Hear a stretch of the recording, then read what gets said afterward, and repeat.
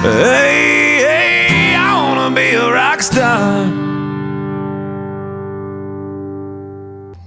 Well, we're starting, got the fenders off, the latches off, the emblems off, the headlights off, everything's off. Got some stripper down on it. I don't know how well it's actually working here. I kind of scraped this part.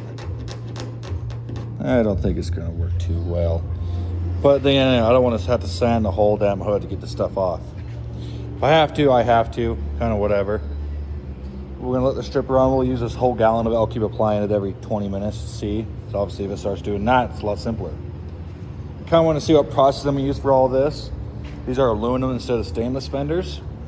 I don't know what they use for primer on these, but it's taken a few sheets of 80 grit, few sheets of 80 grit, god damn, to get it off. So I'm gonna sand about from here to here, do my whole process and see, put it out in the sun, get it from every angle to see what process I need to do to get this thing looking the absolute best. I know that this is gonna be different aluminum than the hood. This is kind of a good guesstimation though. And then once I get this hood stripped a little piece, we'll get a whole little flat piece here, probably there, do like a 2x2 section, kind of see what we're working with. So here on out, on all the rest of the panels, besides obviously like the grill, everything else, like the body and whatnot, I'll pull all the hucks out, sand or strip the paint all off of it. And if the stripper works, I won't have to do that. I'll just strip all the paint and I'll just pop the hucks out, put new ones in, DA everything real quick, polish it up, move on to the next.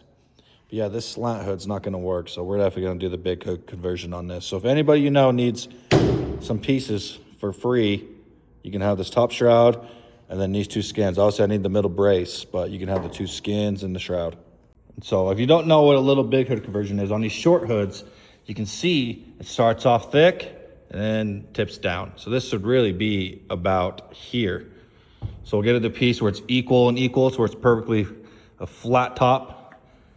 So today we'll get all these these hucks cut out, these hucks cut out. I'm gonna start sanding this whole side panel here. Just kind of know what my process needs to be for this polish. So got dicking around with it today. Got all these hucks out of this side panel, polished a little part, kind of know my process, how I'm gonna do it. And that looks insane. I think this will do just fine. But I got some more stripper I'm gonna try out tomorrow. I don't feel like sanding the whole damn thing. So I sand the whole thing. All I'm doing basically is hitting it with 120 grit to strip most of the paint off. And once I start seeing metal pop through, I'll stop.